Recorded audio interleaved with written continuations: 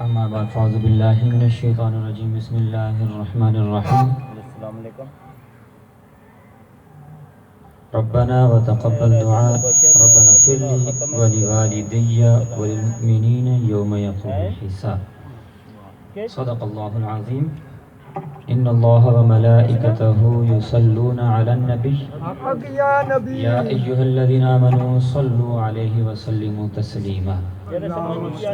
اللهم صل على سيدنا ومولانا محمد وعلى ال سيدنا ومولانا محمد بارک وسلم وصلی علیہ. تمامی حضرات محبت کے ساتھ، عقیدت کے ساتھ، نسبت محمدی کے ساتھ درود و سلام پڑھیں.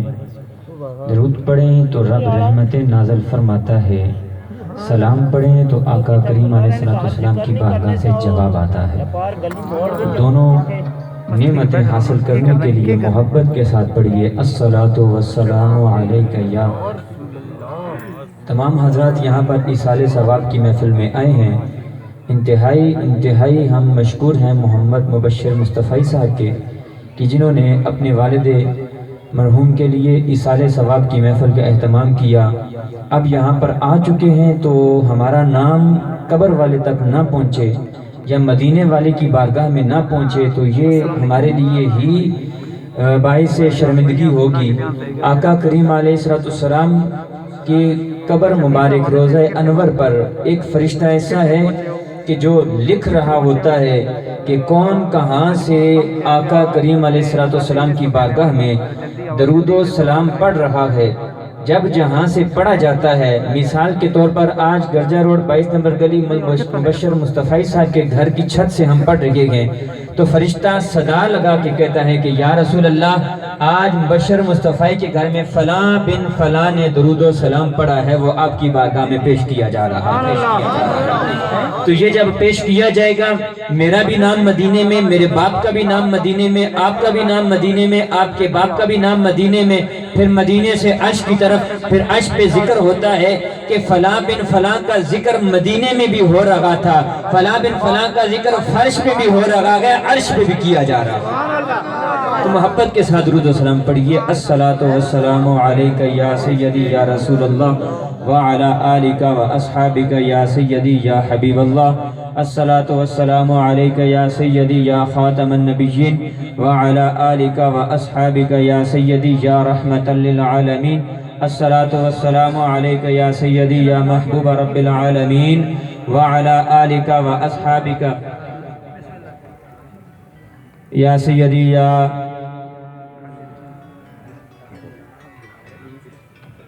محترم حضرت علامہ محمد مجاہد صاحب اور حضرت علامہ اصغر صاحب اور محترم بھائی حضرت علامہ مولانا حافظ محمد اویس نظامی صاحب، آپ بھی تشریف لا چکے ہیں. دوست احباب، اسٹیج کی زینت بڑھ رہی ہے، سیڑھیوں سے نظر آئیں گے. میں انشاءاللہ یہ جیسے حکم ہوگا مائک چھوڑ دیا جائے گا، لیکن اتنی دیر کے لیے جو آیا مقدسہ پڑھی ہے اس کا ترجمہ فرما لیں جو میرے پاک نبی علیہ السلام نے ہمیں تحفہ عطا فرمایا اور جن کے وجہ سے ہم آج محفل ایصال ثواب مناتے ہیں. توجہ کیجئے گا تھوڑی سی، یہ چند لمحے ہم نے اپنے آپ کو کچھ سیکھنا ہے. نبی اکرم صلی اللہ علیہ وسلم نے فرمایا کہ جب بندہ فوت ہو جاتا ہے تو اس کے اعمال کا جو سلسلہ ہے منقطع ہو جاتا ہے، ان میں سے کچھ سلسلے باقی رہتے ہیں.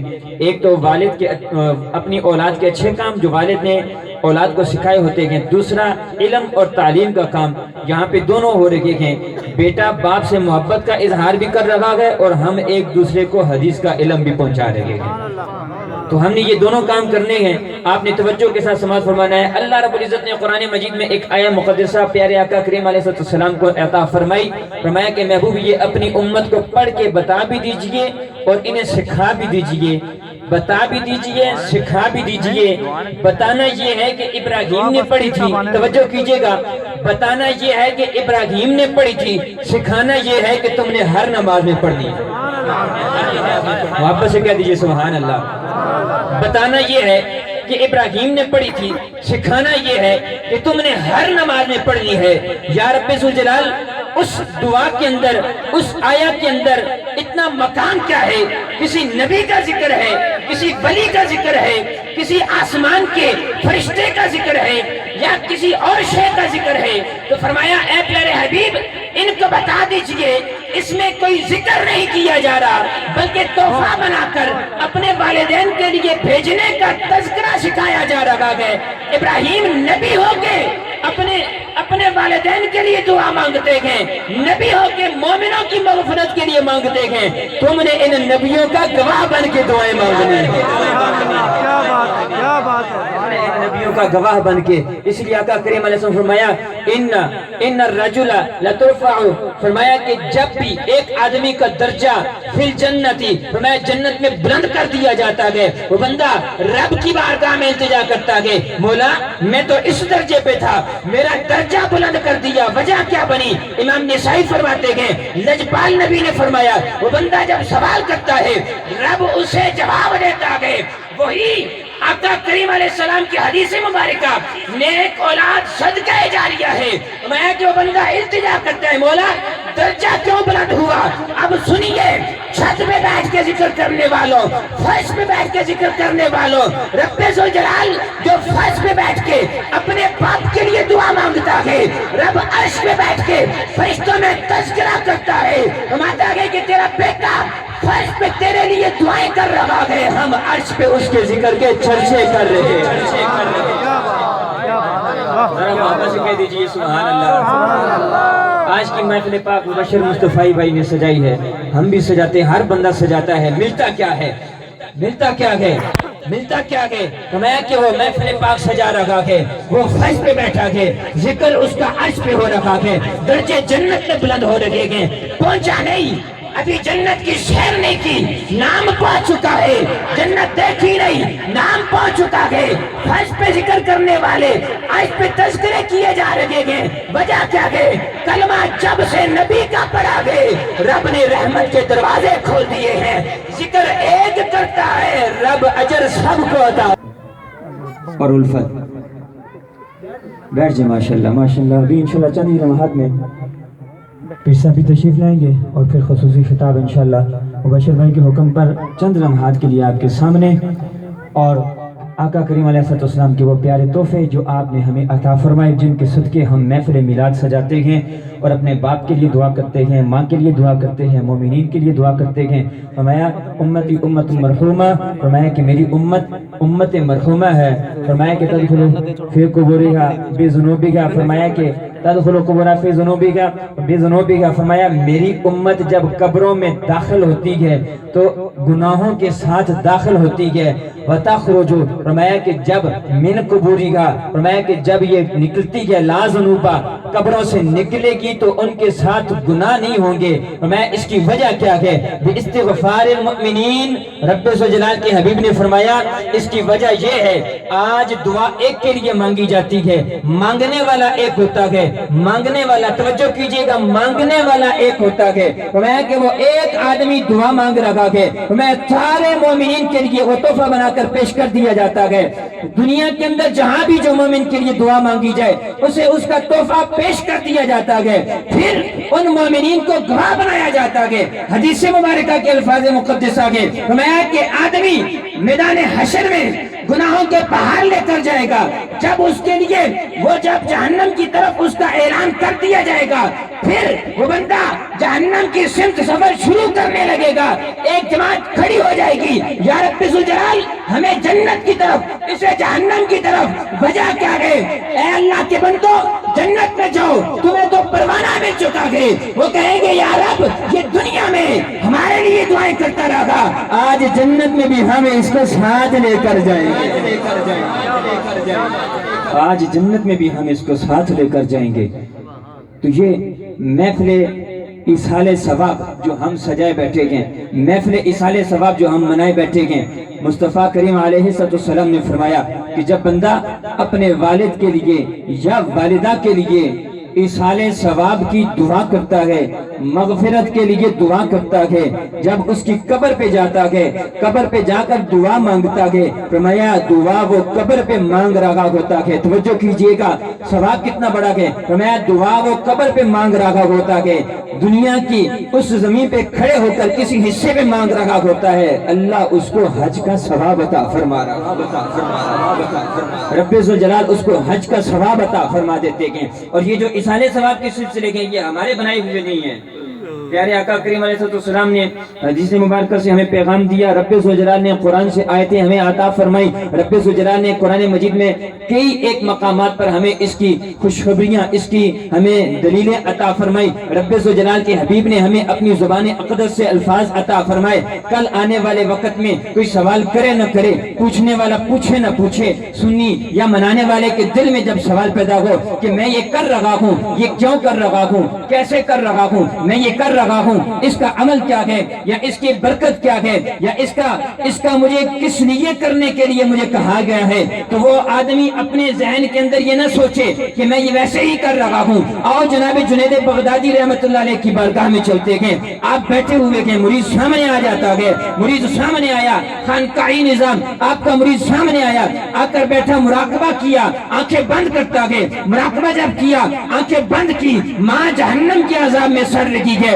माँ जहन्नम का अजाब सह रही है, आंखों से आंसू की लड़ियां जारी हो जाती हैं। जुनैद बगदादी रहमतुल्लाह अलैह वो अल्लाह के वली जो हर वक्त अल्लाह अल्लाह की सदाएं लगा रहे हैं, अल्लाह अल्लाह की सदाएं लगा रहे हैं। रब ने करम इतना कर दिया है, बैठते जमीन के ऊपर है, मंजर जमीन के नीचे का नजर आता है, बैठते जमीन पर है, जन्नत के नजारे नजर आ जाते हैं, बैठते जमीन पर है, सामने वाले का दिल पर लेते हैं, आंखें बंद करते हैं, हालात नजर आ जाते हैं, आंखें बंद करते हैं, सामने वाले का पता चल जाता है कि ये दुख कौन सा लेकर आया है, इसकी दवा क्या अता करनी है, ये दुख क्या लेकर आया है, इसकी दवा क्या अता करनी है। आज कोई कलियाम शरीफ जाए, मैं खुद बजाते खुद कलियाम शरीफ किया, दांतों में बड़ा दर्द था, वहां पर जब पहुंचा मैंने कहा बाबा जी आ गया हूँ, दर्द लेकर आया हूँ, जाऊं तो दर्द होना नहीं चाहिए। यकीन माने जमीन पहले नहीं छोड़ी थी, दर्द मुझे पहले छोड़कर चला गया। डॉक्टरों के पास दंत निकालना पड़ेगा जी, ये करना पड़ेगा, वो करना पड़ेगा। मैं एक मौलवी हूँ, दांत निकाल दिए, बोटियां कैसे खाएंगे। जब वहां से निकला दांत नहीं निकला, अल्लाह ने दर्द को वहां से निकाल दिया। तो फरमाया जुनैद बगदादी बैठे, तवज्जो कीजिएगा, जुनैद बगदादी बैठे हैं, मुरीद सामने बैठ जाता है, मुरीद दिल में दर्द नहीं है, बैठा है, आंखें बंद की हैं। ऐ पीर तूने मुझे एक नजर आता फरमाया, तूने करम किया गया, जब भी तेरे पास आता हूँ बैठता हूँ कि सुकल में दे राज नियारे ने इस डूबे हुए पेड़े तारे ने सन दसिया नबी जी प्यारे ने पढ़िए ला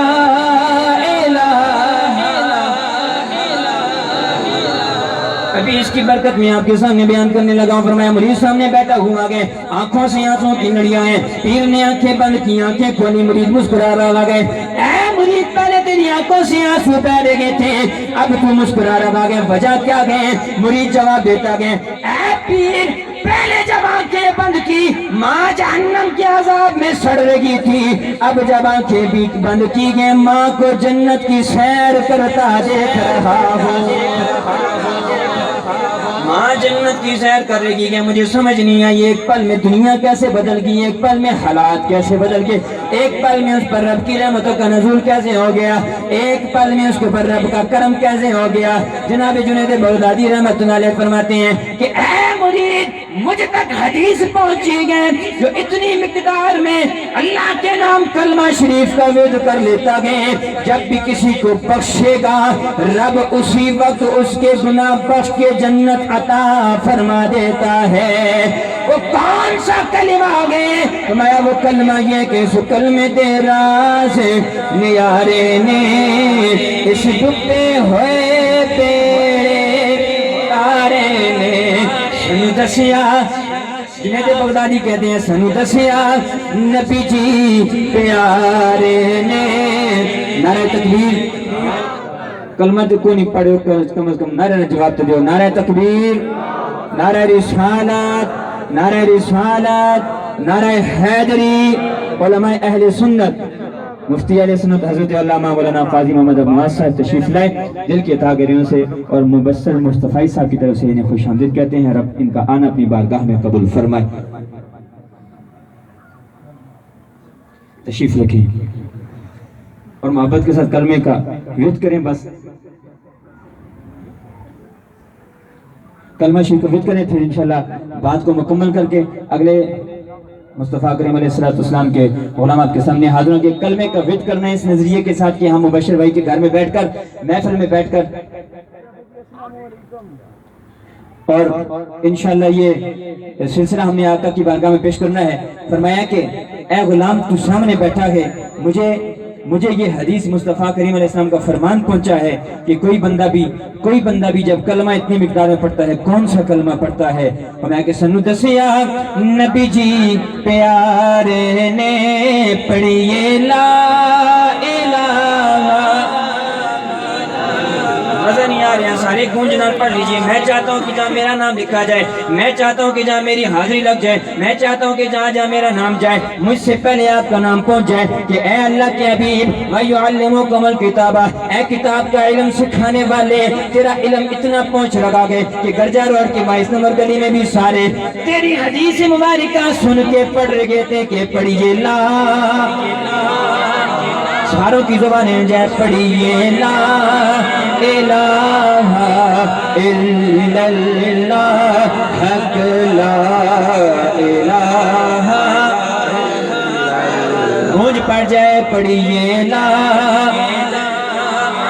ایک شکل دکھائی جائے گی، تصدیق کرائی جائے گی، ایک شکل قبر میں جائیں گے، میں نے لوکان ڈرایا رات قبر دی کالی، میں سنیا اتھے اس نے آنا جدے مونڈے کملی کالی، ایک شکل دکھائی جائے گی، تصدیق کرائی جائے گی، تقدیر بنائی جائے گی، پڑھیے لا الہ الا اللہ، حق لا